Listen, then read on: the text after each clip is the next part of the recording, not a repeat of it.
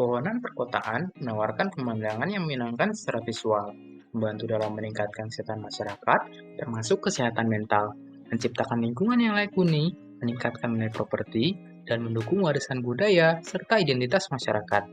Dengan begitu, struktur dan karakteristik pohon perlu untuk diperhatikan. Di video kali ini, saya akan mereview jurnal yang berjudul Urban Tree Structure and Characteristics into Transport Corridor Case Study in Sydney, Australia, atau struktur dan karakteristik pohon perkotaan di dua studi kasus koridor transportasi di Sydney, Australia. Saya Geraldo Situmorang, inilah resum jurnal Arboriculture. Jurnal ini memiliki tujuan untuk mengidentifikasi spesies pohon, diameter setinggi dada atau DBH, distribusi spesies pohon dalam studi kasus pada penggunaan lahan yang berbeda, dan kondisi pertumbuhan yang ditentukan oleh pola tutupan lahan. Metodologi. Lokasi yang digunakan yaitu pada Pacific Highway dan Paratama Road, dua koridor transportasi utama Sydney, dipilih sebagai studi kasus.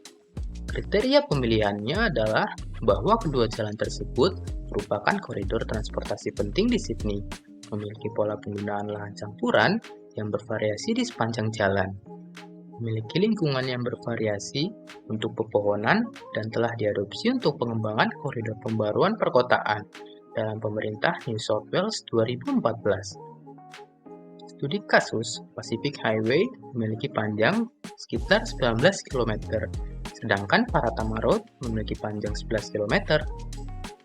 Analisis dilakukan dengan menggunakan metode sistem informasi geografis untuk mengukur distribusi penggunaan lahan, dan menggunakan perangkat lunak i3Eco untuk mengukur struktur dan fungsi hutan kota, dengan area of interest yang mencakup area selebar 200 meter di kedua sisi jalan. Plot sampel yang dihasilkan dengan metode random sampling yaitu 61 plot untuk Pacific Highway dan 30 plot untuk Paratama Road. Di sepanjang Pacific Highway tercatat sebanyak 250 pohon dan 82 pohon di Paratama Road. Individu pohon didokumentasikan secara rinci dengan menggunakan foto dan sampel spesimen pohon dikumpulkan, misalnya daun, cabang, kulit kayu, buah, dan bunga dari semua pohon dipetak sampel. Hasil dan pembahasan, karakteristik pohon, distribusi dan komposisi. Hutan kota di Pacific Highway diperkirakan memiliki 30.500 pohon dengan tutupan kanopi pohon sebesar 40,3% dari total luas 287 hektar. Pepohonan perkotaan di Jalan Paratama diperkirakan berjumlah 9.580 pohon dengan tutupan kanopi pohon seluas 19,4 hektar atau 14,2% dari total luas lahan 138 hektar. Tiga spesies paling umum di Pacific Highway adalah Queen Palm, Camellia, dan Sydney Blue Gum. Sedangkan Paratama Road yaitu London Plane, Spotted Gum, dan Australian Tallowood.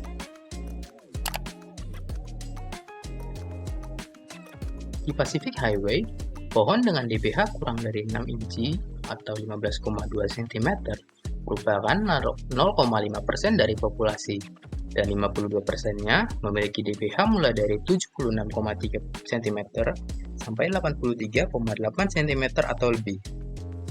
Ini menandakan bahwa Pacific Highway memiliki pohon dewasa. Di Jalan Paratama, tidak ada pohon yang memiliki DBH kurang dari 6 inci. 50% pohon memiliki DBH mulai dari 76,3 cm hingga 83, cm atau lebih. Kemudian, nilai kepentingan atau important value dihitung sebagai jumlah dari luas daun relatif dan komposisi relatif. Berikut adalah tabel dari masing-masing jalan dari Pacific Highway dan juga Paratama Road, yaitu tiga spesies terpenting dari Pacific Highway adalah Sydney Blue Gum, Queen Palm, dan Camellia. Sedangkan Paratama Road yaitu London Plane, Spotted Gum, dan Australian Tallowood.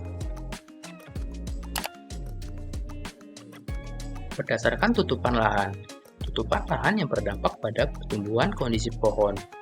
Di Pacific Highway, jenis tutupan lahan adalah aspal 20,1%, semen 12%, bangunan 22,8%, dan rumput 23,6%. Kemudian untuk sebab permukaan kedap air menutupi 55,5% dari total luas lahan. Di Jalan Paratama, jenis tutupan lahan adalah aspal 32,1%, semen 29,8%, bangunan 11,1%, dan rumput 17%. Bangunan yang mencakup untuk permukaan yang kedap air sebanyak 73% dari total luas tanah. Proporsi tutupan lahan kedap air yang lebih tinggi di Jalan Paratama dipengaruhi oleh distribusi penggunaan lahan dan berdampak pada potensi pertumbuhan pohon perkotaan. Ini menjelaskan mengapa kerapatan pohon lebih rendah dan jumlah total pohon di Jalan Paratama lebih sedikit. Kemudian, untuk produksi oksigen. Produksi oksigen adalah salah satu manfaat penting dari pohon perkotaan. Pohon perkotaan terdiri dari campuran spesies pohon asli dan eksotik. Dengan demikian, hutan kota seringkali memiliki keragaman pohon yang lebih tinggi daripada lanskap asli di sekitarnya. Di Pacific Highway, sekitar 36% pohon berasal dari spesies asli Australia. Sebagian besar, spesies pohon eksotis berasal dari Asia, atau sekitar 21%. Di Paratama Road, sekitar 75% pohon berasal dari spesies asli Australia. Sebagian besar spesies pohon eksotis berasal dari Asia, 11,2%. Perbandingan antara dua studi kasus ini menunjukkan bahwa komposisi spesies pohon dibentuk oleh preferensi masyarakat dan pola penggunaan lahan. Berikut adalah tabel 10 jenis pohon yang memiliki produksi oksigen terbesar.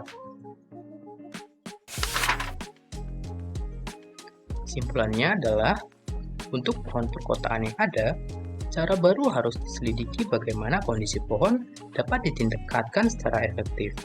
Pendekatan kolaboratif dari pemerintah, masyarakat, dan semua pemangku kepentingan sangat penting untuk meningkatkan kesadaran tentang pohon perkotaan, manfaat yang diberikan pohon, dan kebutuhan untuk melindungi pohon kota.